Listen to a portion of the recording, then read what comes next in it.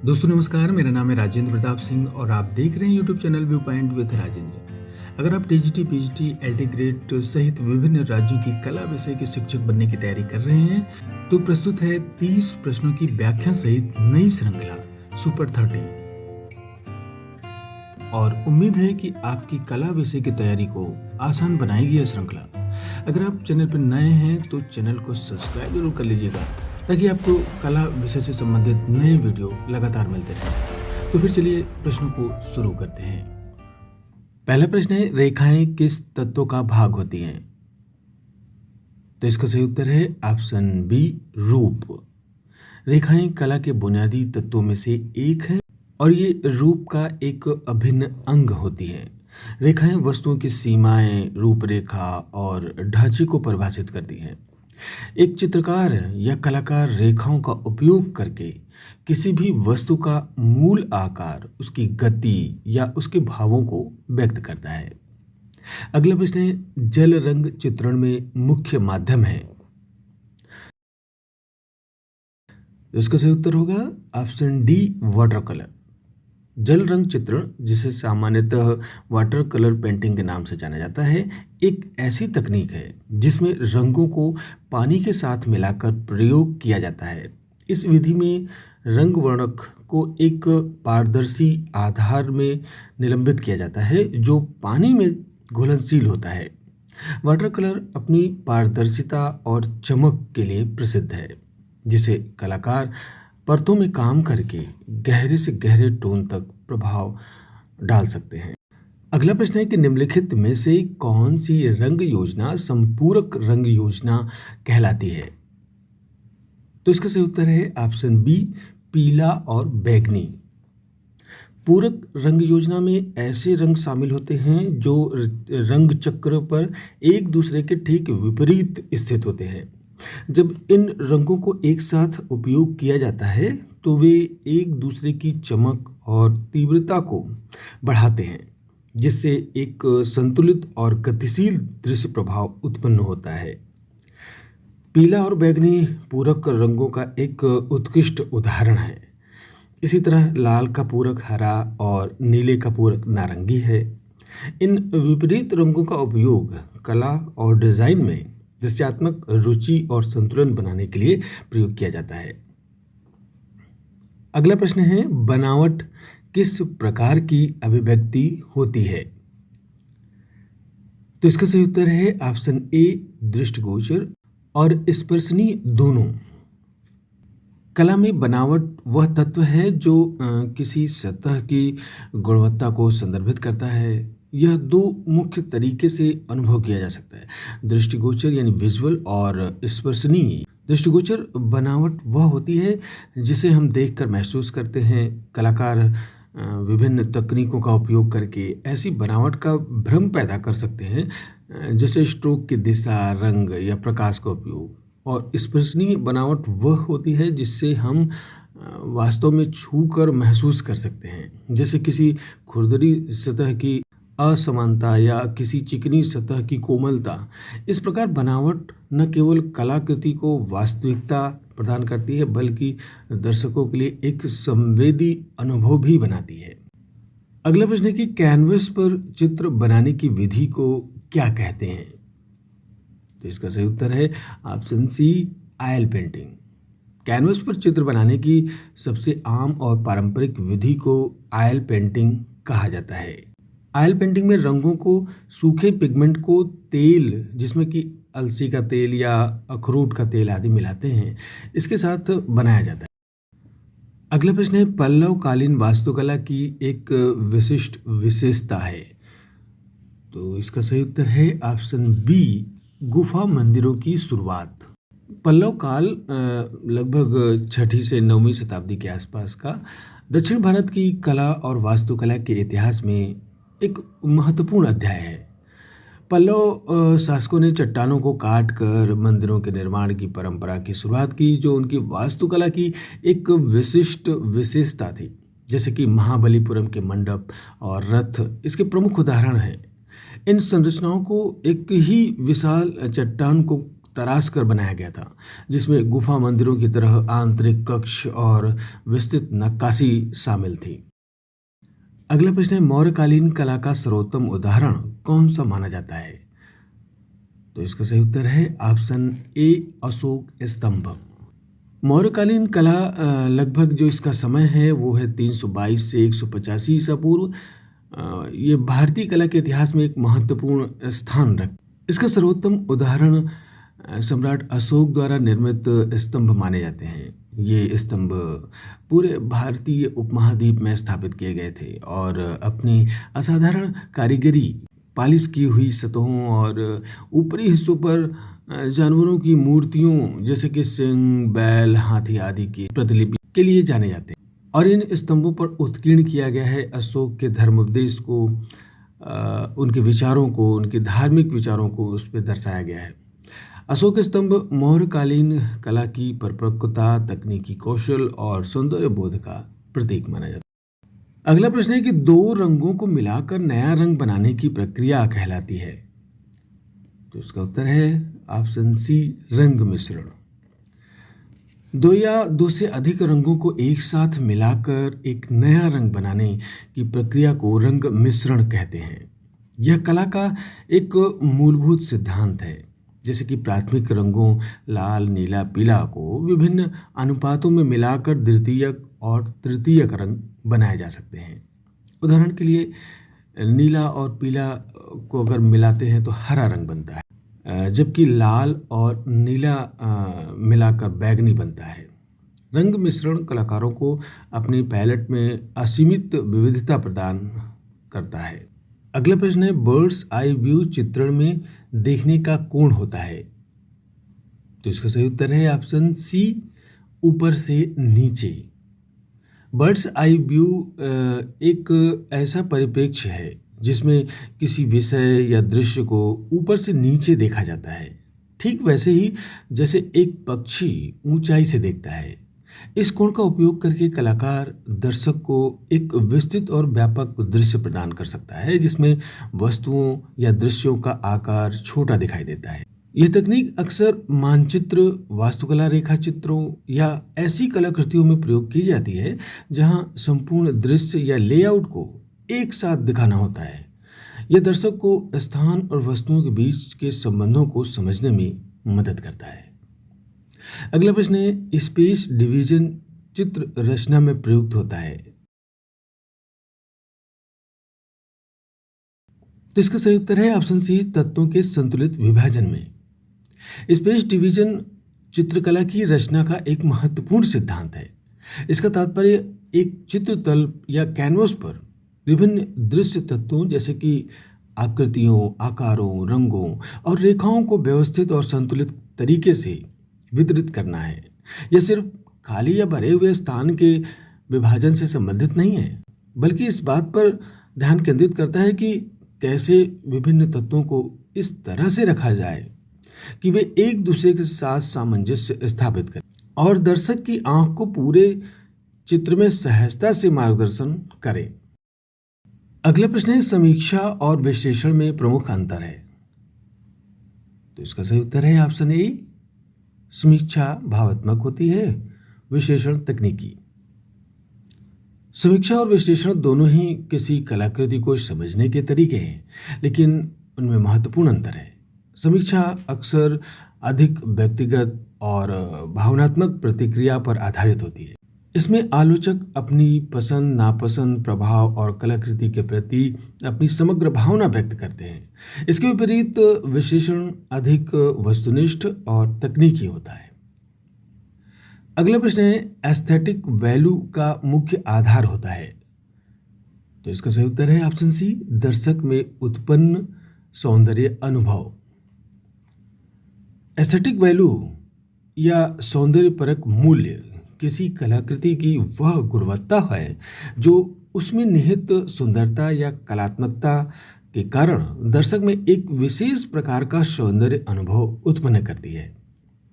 यह केवल रंग योजना या तकनीकी शुद्धता तक सीमित नहीं होती, बल्कि इसमें कलाकृति की समग्रता, उसका अर्थ, भाव और दर्शक पर पड़ने वाला संवेदी प्रभाव शामिल होता है। एस्थेटिक वैल्यू यह निर्धारित करती है कि कलाकृति कितनी आकर्षक, प्रेरक और विचारोत्तेजक है।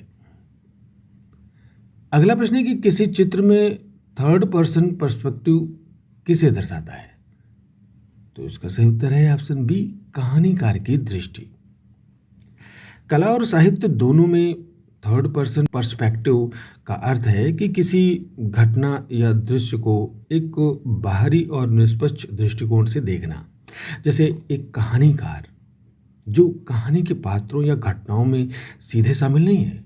चित्रकला में इसका अर्थ यह नहीं कि चित्रकार की भावनाएं शामिल नहीं हैं, बल्कि यह देखने का एक तरीका है जो दर्शक को सीधे किसी पात्र की आंखों से देखने की बजाय एक दूरस्थ या व्यापक दृष्टिकोण प्रदान करता है। यह अक्सर किसी घटना या कई पात्रों के बीच के संबंधों को दिखाने के लिए उपयोग किया जाता है, जहां दर्शक को एक पर्यवेक्षक के रूप में प्रस्तुत किया जाता है। अगला प्रश्न है कि निम्न में से किस लोक चित्रकला में मुख्यतः मछली, कछुआ और प्राकृतिक रूपांकनों का प्रयोग होता है? तो इसका सही उत्तर है ऑप्शन सी, मधुबनी। मधुबनी चित्रकला, जिसे मिथिला कला के नाम से भी जाना जाता है, बिहार के मिथिला क्षेत्र की एक प्रसिद्ध लोक चित्रकला है।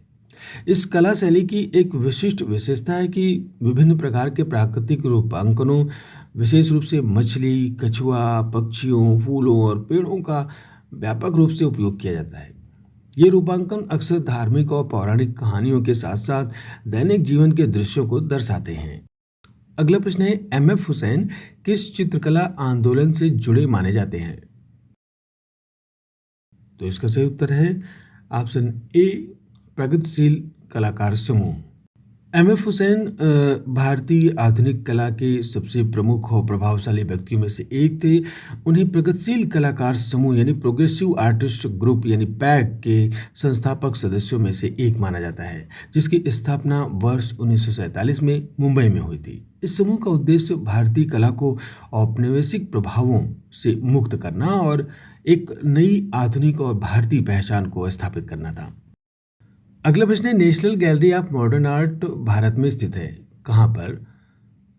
तो इसका उत्तर है ऑप्शन ए, दिल्ली, मुंबई और बेंगलुरु में है। National gallery of modern art Bharat की प्रमुख कला दीर्घाओं में से एक है, जो 19वीं शताब्दी के मध्य से लेकर वर्तमान तक की आधुनिक और समकालीन भारतीय कलाकृतियों का एक महत्वपूर्ण संग्रह प्रस्तुत करती है। इसकी 3 शाखाएं हैं। दिल्ली में मुख्य गैलरी है, जो कि वर्ष 1954 में स्थापित की गई थी। इसके बाद मुंबई में 1996 में और बेंगलुरु में 2009 में इसकी शाखा खोली गई। अगला प्रश्न है, पिकासो की कौन सी कला शैली प्रसिद्ध है? तो इसका सही उत्तर है option C, cubism. Pablo Picasso 20वीं सदी के सबसे प्रभावशाली कलाकारों में से एक थे और उनकी सबसे प्रसिद्ध तथा क्रांतिकारी कला शैली क्यूबिज्म थी। उन्होंने जॉर्ज ब्रैक के साथ मिलकर वर्ष 1907 के आसपास इस शैली का विकास किया था।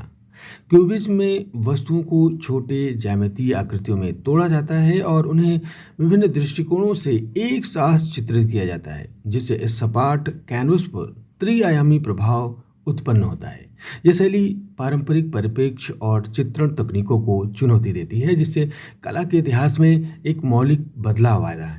पिकासो के क्यूबिज्म कार्यों ने कला जगत में एक नई दिशा प्रदान की और आधुनिक कला पर एक गहरा प्रभाव भी डाला।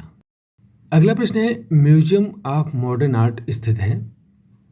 तो यह है ऑप्शन सी, न्यूयॉर्क में। म्यूजियम ऑफ मॉडर्न आर्ट आधुनिक समकालीन कला के दुनिया के सबसे प्रतिष्ठित और प्रभावशाली संग्रहालयों में से एक है। यह न्यूयॉर्क शहर के मैनहट्टन में स्थित है और वर्ष 1929 में स्थापित म्यूजियम ऑफ मॉडर्न आर्ट ने पश्चिमी आधुनिक कला के विकास में महत्वपूर्ण भूमिका निभाई, जिसमें पेंटिंग्स, मूर्तिकला, वास्तुकला, डिज़ाइन, फोटोग्राफी, फिल्म और इलेक्ट्रॉनिक मीडिया सहित कला के विभिन्न रूपों का यहाँ पर विशाल संग्रह है।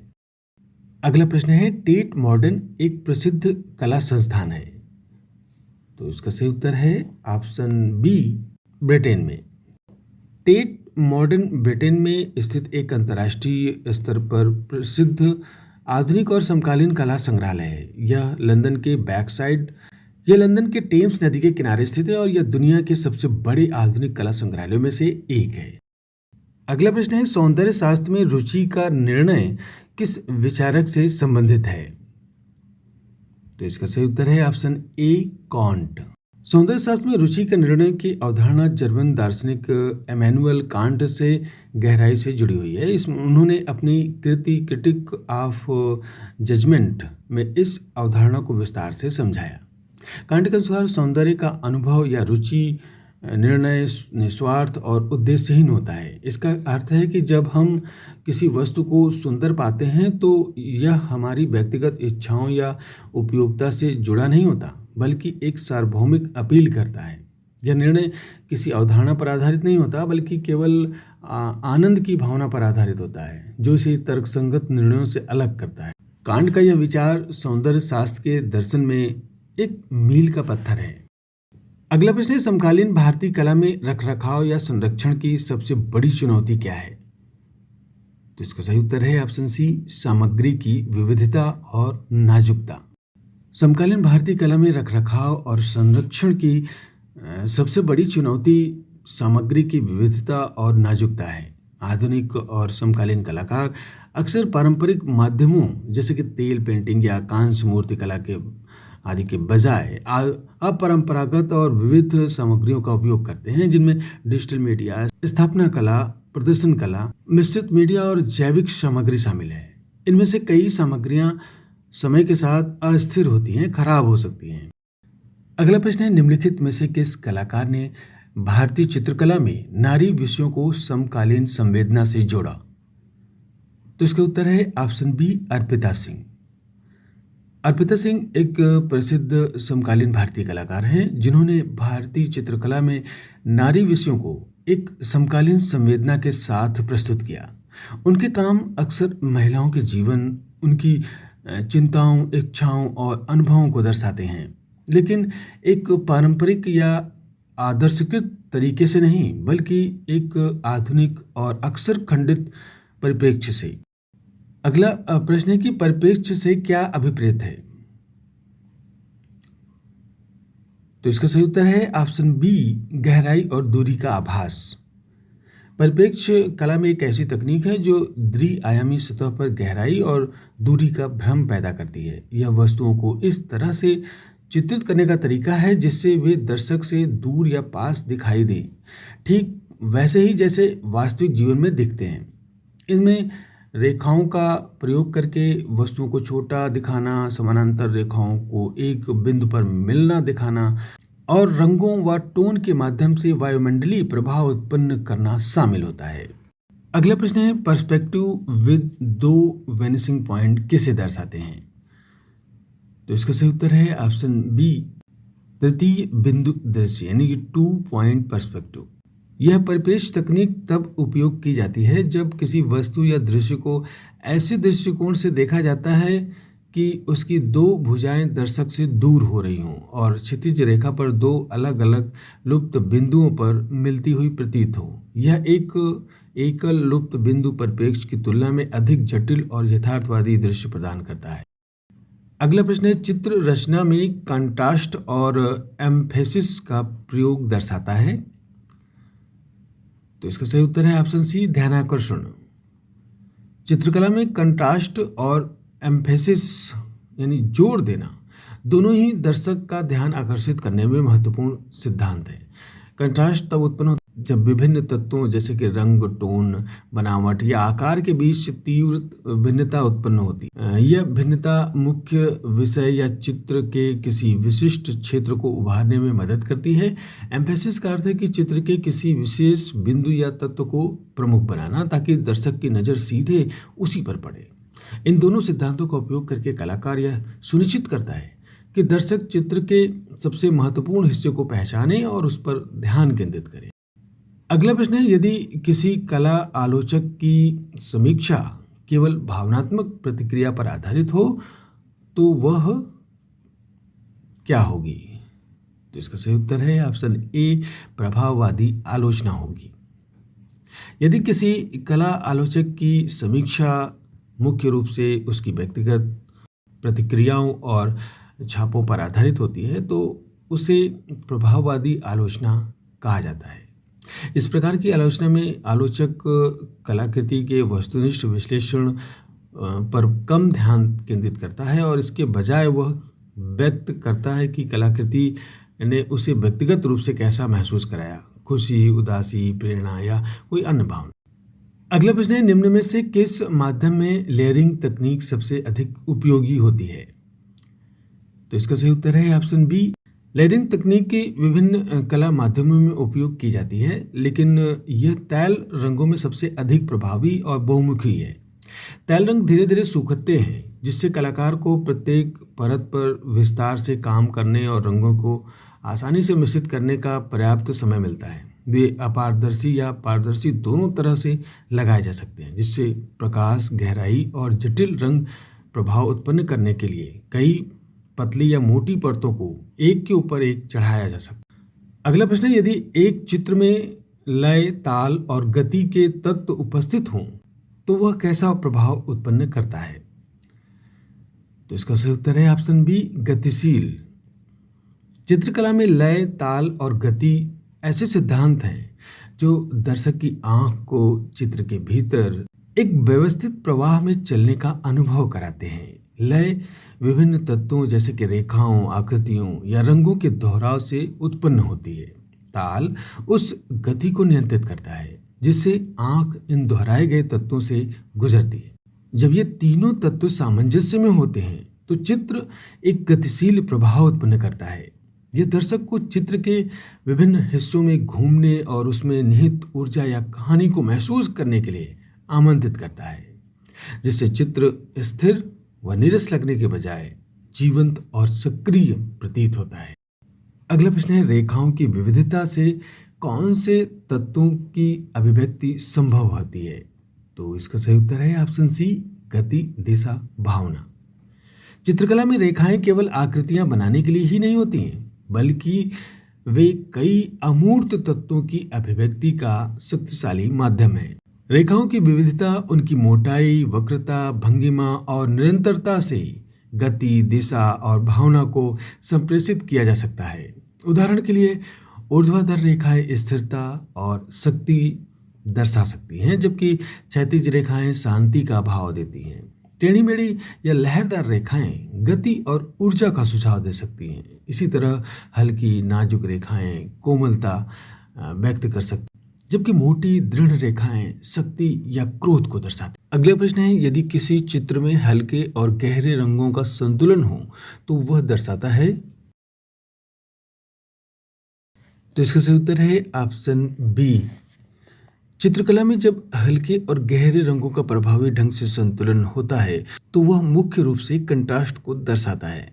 कंट्रास्ट या विषमता दृश्य तत्वों के बीच का अंतर है। हल्के और गहरे रंगों का उपयोग करके कलाकार वस्तुओं को अलग कर सकता है, गहराई और आयाम पैदा कर सकता है और चित्र के विभिन्न हिस्सों पर जोर दे सकता है। तो ये थे सुपर 30 सीरीज के 30 प्रश्न। उम्मीद है आपने सारे प्रश्नों को अच्छे से सुना होगा और समझा होगा। तो फिर आज बस इतना ही। मिलते हैं अगले अंक में 30 नए प्रश्नों के साथ। नमस्कार।